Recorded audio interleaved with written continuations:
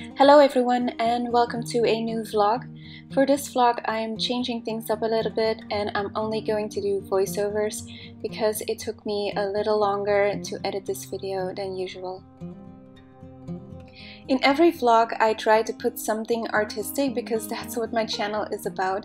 Unfortunately, art doesn't always work like that. I've had two pieces that I started in the past 3 weeks I think, and I haven't finished them, or I finished it and wasn't happy with it. So even though I have footage for all of these, I don't want to show it to you because I don't feel good about them. Eventually I did end up doing something creative that I enjoyed and that I liked in the end, and here you can see me set up the canvas and I trace the sides of the paper so I know where to stick my adhesive to cover the edges. The paper that I'm using here is Canson Acrylic paper because I'm working with acrylics today, and I am taping it down because it does tend to buckle. It is really thick, but it buckles anyway, depending on how much water and how much paint you are using.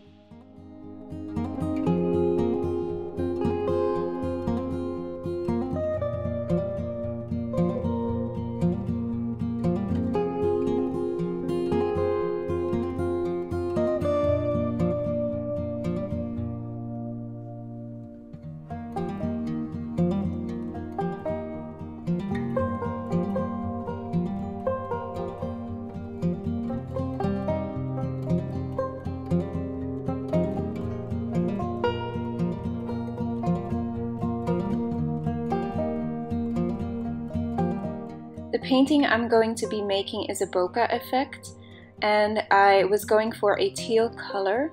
Since it has been a while that I've done acrylic painting, I wanted to make sure that the mixing of my colors was on point, and therefore I'm using a color wheel to help me out and make sure that everything is fine.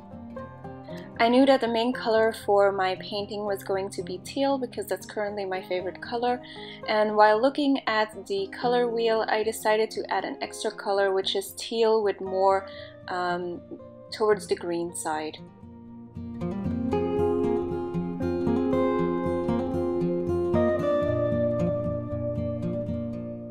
So for the teal color I am mixing blue and green together.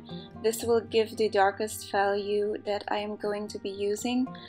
I'm not gonna add any black to it because I think it's already dark enough. If you want to know the exact colors that I am using, you can find them in the description below. For the second color I am mixing yellow with green and blue, which will give me a different variation of teal, but then more on the green side. For the different shades of color I am just mixing my original colors with white, so I get lighter versions every time.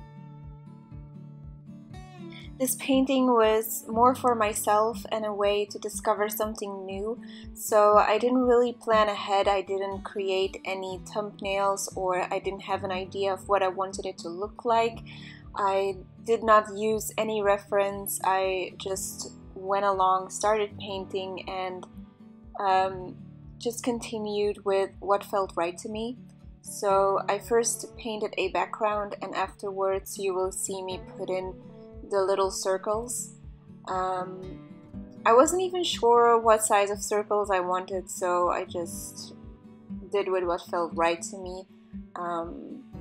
And because there is no logic in there or nothing specific that I can explain, I'm just going to speed up this process so you can watch what I'm doing, learn something from it, be inspired by it, and I will see you after the painting is done.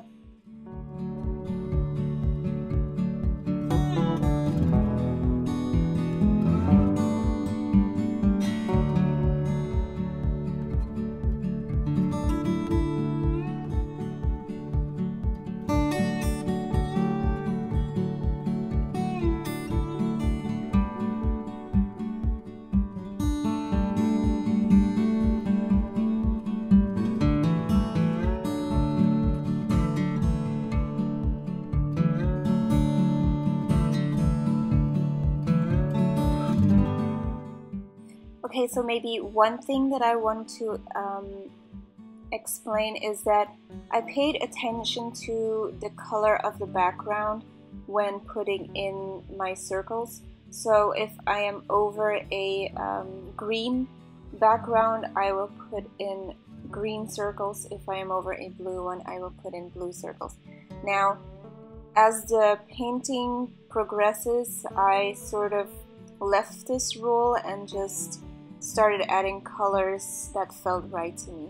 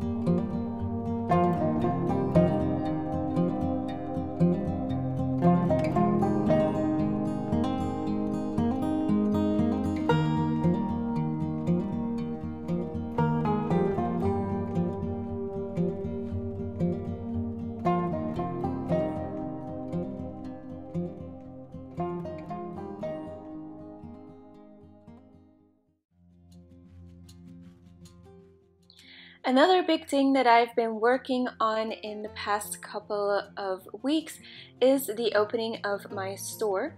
I have put everything in order, and the only thing that I still had to do was doing the inventory, figuring out what art I was gonna sell, getting, shipping costs and everything calculated. And during the heat wave that struck Belgium in the beginning of July, I wasn't really focusing on art due to the heat. I don't have any air conditioning at home, and I was really tired and uninspired at that time, so I thought it was the perfect time to just work on my shop, taking pictures and updating it so it is ready for opening.